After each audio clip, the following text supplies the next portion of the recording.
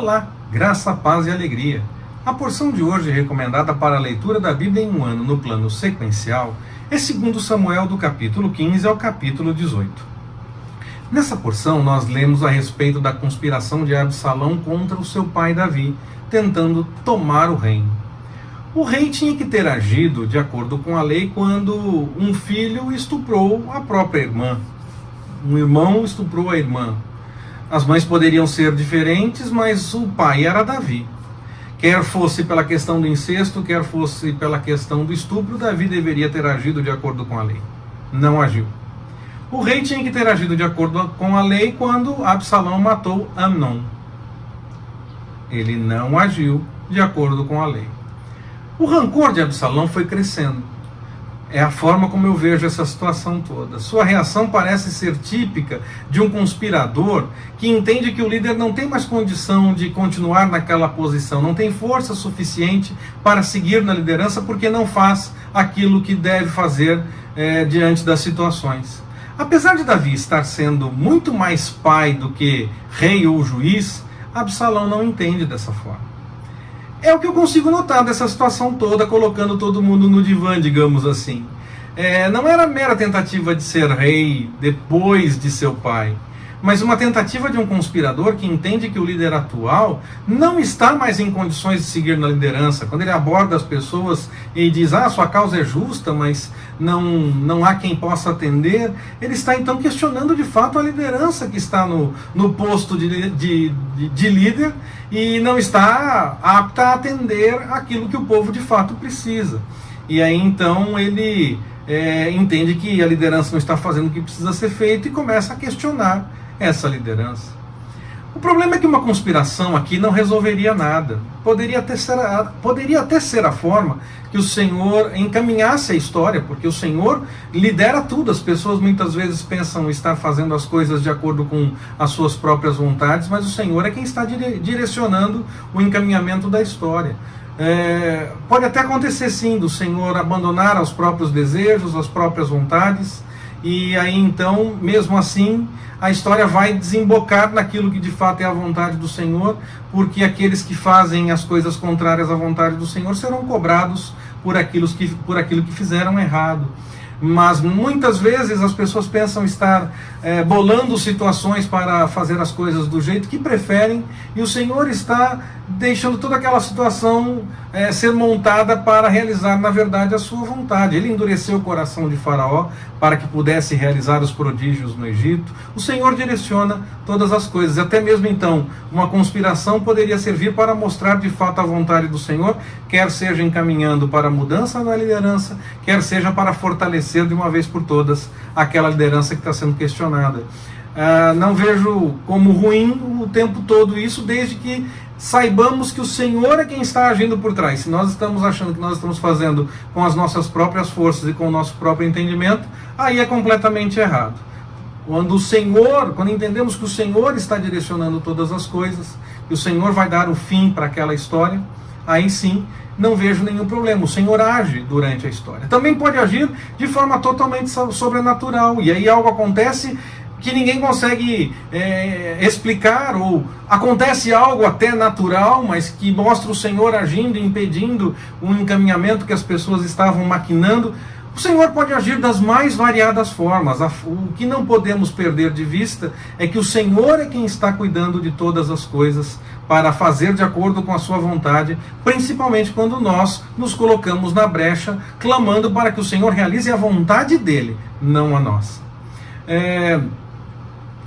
O que nós precisamos então, neste momento, numa situação dessas, é ter discernimento da parte do Senhor e abrir mão das nossas próprias vontades pessoais, dos nossos desejos, quer seja para defender, quer seja para conspirar contra uma liderança. O Senhor abomina, nos diz Provérbios, tanto quando se inocenta o culpado, como quando se culpa o inocente. Nós nos preocupamos muito com julgamento para culpar o inocente, mas muitas vezes nos apressamos em inocentar alguém que é culpado. O Senhor abomina da mesma forma. Por isso nós precisamos de discernimento da parte do Senhor, abrir mão das nossas vontades para que não venhamos a defender o culpado, nem mesmo venhamos a culpar aquele que de fato é inocente.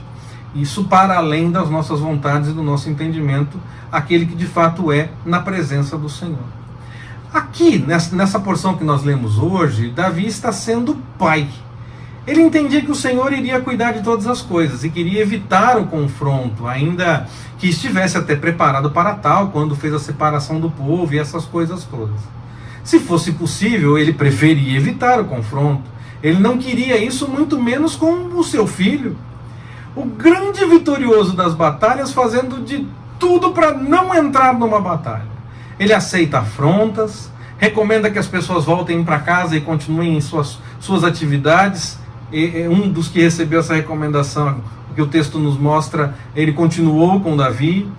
Manda que voltem para, quem sabe, dar conselhos, se fosse assim possível, e mais que isso, que pudessem sair na direção de Davi e dizer o que estava acontecendo, dar informações. Ele fez de tudo, aceitou até, como eu disse, afrontas para evitar o confronto. Ele preferia fugir e contar com o Senhor, caso fosse para ele continuar sendo rei. Mas o confronto foi adiado apenas, por conta de um conselho de um daqueles que ficou, e Davi foi avisado, preparou todas as coisas e ficou claro que o confronto era inevitável. E aí ele acontece.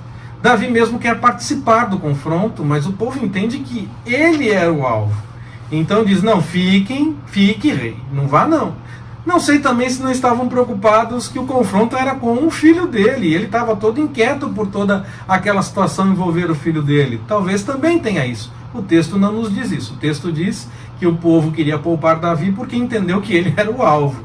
Então era melhor que ele fosse poupado. Ele fica, não vai para a batalha, mas pede que Absalão seja poupado. Era mais uma vez o pai falando. Eu não vejo erro na ação de Davi como pai. Mas eu fico preocupado porque o relacionamento, o que estava em jogo aqui não era apenas o relacionamento entre o pai e o filho, um relacionamento familiar, ou o relacionamento com as concubinas, e quando Absalão faz o que faz com as concubinas de Davi, ele cumpre algo que Natã disse que iria acontecer. Aquilo que Davi fez escondido com Batseba seria feito diante de todos por um seu próximo, e Absalão cumpre isso naquele momento. Não era esse relacionamento que estava em jogo. Enquanto pai, ele estava preocupado com esse relacionamento. Mas o que estava em jogo também aqui era o destino de toda uma nação. O Senhor cuidou de todas as coisas. Mas eu realmente fico inquieto com a forma como Davi agiu, deixando de lado até mesmo a lei e aceitando uma conspiração, como se estivesse tudo em ordem, como se estivesse tudo tranquilo, era só deixar rolar que tudo ia acontecer. Bom, era só deixar rolar de fato, mas ele tinha que ter agido como líder de fato da nação. Eu penso dessa forma, ainda que eu não entenda como errado o jeito que ele agiu, porque ele estava preocupado com o filho, e vou dizer um pouco mais a respeito disso já. Só quero fazer aqui uma observação do final da história, claro, que nos mostra que, apesar de todas as recomendações contra, Absalão acaba morrendo. Um dos líderes do exército de Davi acabou completando o serviço quando Absalão ficou pendurado pelos cabelos, pela cabeça, e aí um dos líderes do exército completa o serviço, e mesmo contra a vontade do rei, Absalão é morto.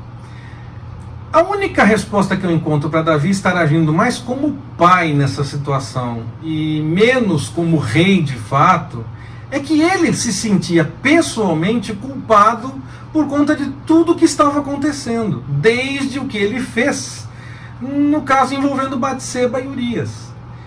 Ele não queria agir contra o seu filho porque ele entendia que aquilo era consequência do que ele, Davi, tinha feito, dos seus próprios erros, das suas próprias escolhas. Ainda que agora o filho estivesse cometendo os seus próprios erros, Davi se sentia culpado ele, Por isso que eu disse, não vejo como errada a forma dele agir como pai, porque na verdade ele estava preocupado com toda a situação, porque ele acabou agindo de tal forma que iniciou todo aquele processo. Ele se sentia culpado por conta do que estava acontecendo.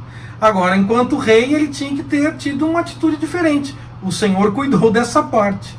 Mas Davi, nesse momento, está inquieto como pai, porque se sente ele culpado por ter feito todas as coisas que começaram a desenvolver todo esse processo que culmina nessa situação toda que está acontecendo no texto que nós lemos. Diante disso, eu aprendo que nós devemos sim tomar cuidado com a possibilidade dos erros. Todos podemos cometer um erro, todos podemos pecar. Nós devemos todos sim fugir deles, porque nós queremos agradar ao Senhor, e também porque mesmo quando nós estamos perdoados, Davi foi declarado perdoado, Natan disse isso, mas mesmo assim as consequências vieram visitar Davi e ele continuava se cobrando por conta do que ele fez de errado. Então as lembranças continuam martelando na nossa cabeça, nós continuamos lembrando dos erros que nós cometemos e mesmo sabendo que somos perdoados, então nós temos que tomar cuidado para fugir do erro, exatamente porque desagrada ao Senhor e para não ficarmos martelando isso na nossa cabeça mesmo depois que o Senhor tenha já nos perdoado, e para que não haja nenhum tipo de consequência diante do erro cometido. Alguns criticam apenas alguns erros, como eu falei na mensagem a respeito de Davi e Batseba, em situações parecidas, questionam líderes que erram em erros parecidos. De fato, os erros não devem acontecer, não deve acontecer o pecado de fato, mas qualquer um pode errar, qualquer um pode pecar, e não existe uma classe mais grave ou menos grave de pecado. Socialmente, existem penas diferentes para crimes cometidos. Mas diante do Senhor, pecado é pecado. Não importa se grande ou pequeno aos olhos humanos. Pecado, diante do Senhor, pecado é pecado. A menos que nós conversemos a respeito da blasfêmia contra o Espírito Santo, que Jesus disse que não teria perdão. Qualquer outro pecado é pecado. Quando ele está com a mulher adúltera e fala para jogar a pedra quem não tem pecado, está falando de qualquer pecado. Não existia então uma classe de pecado mais grave ou menos grave, à exceção dessa questão da blasfêmia contra o Espírito Santo, que seria então um pecado imperdoável. Qualquer pecado é pecado, e nós não podemos ficar escolhendo aquele que parece mais grave ou menos grave e dizer que não vou ouvir essa pessoa porque cometeu esse erro, mas eu também cometo erros, por que eu não vou ouvir? A questão é como nós agimos diante dos erros. Se nós tentamos negar, fingir, contra-atacar, dizer que o erro é de outro ainda, fingir que não tem erro coisa nenhuma, ou se nós nos colocamos diante do Senhor e dizemos: Senhor, eu pequei, me perdoa. E colocar a situação em ordem e buscar o acerto a partir daquele momento. Colocar as coisas em ordem de fato. Então, todos erram. Como nós agimos diante do erro é que confirma se nós buscamos ao Senhor. Nós devemos fugir do erro, fato. Mas todos podem errar. E quando nós erramos, nós temos que nos colocar diante do Senhor arrependidos e buscar ao Senhor. Não existe pecado mais sério ou menos sério diante do Senhor. Não existe pecado mais grave ou menos grave que, se cometido, não deve ser ouvido. Não deve ser ouvido aquele que prega a coisa errada, aquele que foge da mensagem de fato, que não mostra coerência na totalidade do texto bíblico, aquele que comete erros e continua nos erros, tenta fingir que não errou coisa nenhuma, tenta mudar toda a história, ainda diz que o outro é que é errado. Esse não deve ser ouvido. Agora, aquele que errou e buscou ao Senhor arrependido, o Senhor pode usar e voltar a falar através daquela pessoa sem nenhum problema. Por isso não adianta questionar apenas dependendo do pecado. Porque pecado diante do Senhor é pecado. E todos nós corremos esse risco. Devemos fugir, mas corremos o risco de ir por esse caminho. Nos arrependamos e coloquemos as coisas em ordem diante do Senhor, caso isso aconteça. Que o Senhor nos abençoe. Forte abraço, até mais, permitindo o Senhor.